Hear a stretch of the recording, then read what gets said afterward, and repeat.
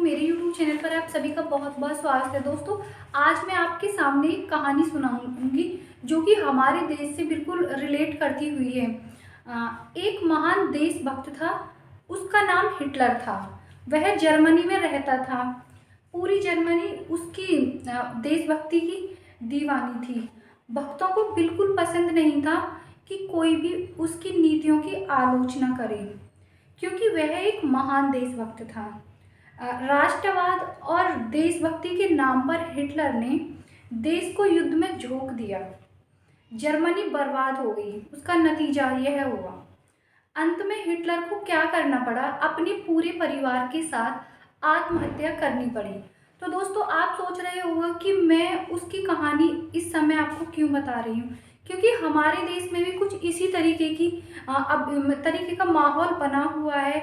हम देख सकते हैं कि जो हमारी सत्ता है वो किस तरीके की काम कर रही है। मैं उसके कामों को भी गिनाती हूँ। जैसे हम माने कि जो कांग्रेस है उसके सारे अकाउंट्स को फ्रीज कर दिया गया, तेजस्वी की सरकार को गिरा दिया गया, आम आदमी पार्टी के सारे नेताओं को जेल में डाल दिया गया, यहाँ तक कि मुख्यमंत्री को भी जेल में डाल दिया गया।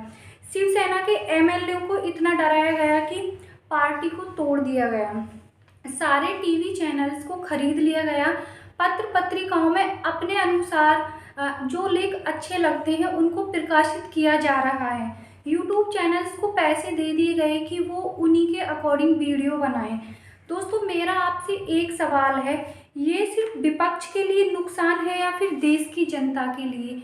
क्योंकि आजकल हम देख रहे हैं कि अपनी सत्ता फिर से लाने के लिए हमारी सरकार क्या कर रही है, जो विपक्ष के नेता हैं उनको या तो जेल में डाल रही है या फिर उनके अकाउंट्स को फ्रीज कर रही है।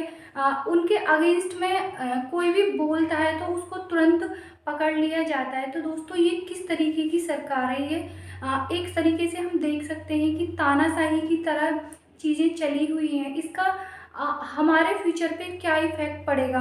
क्या हमारा जो भविष्य है वो धर्म की आड़ में ही लटक के रह जाएगा, या फिर एक दिन ऐसा होगा कि जैसे जर्मनी में हुआ था, हिटलर के कारण पूरी जर्मनी बर्बाद हो गई थी। तो क्या एक दिन ऐसा आएगा कि लोकतंत्र खत्म हो जाएगा और तानाशाही इस तरीके से बढ़ चढ़कर बोलेगी, जैसा कि हम उसके कुछ क्लू देख सकते हैं?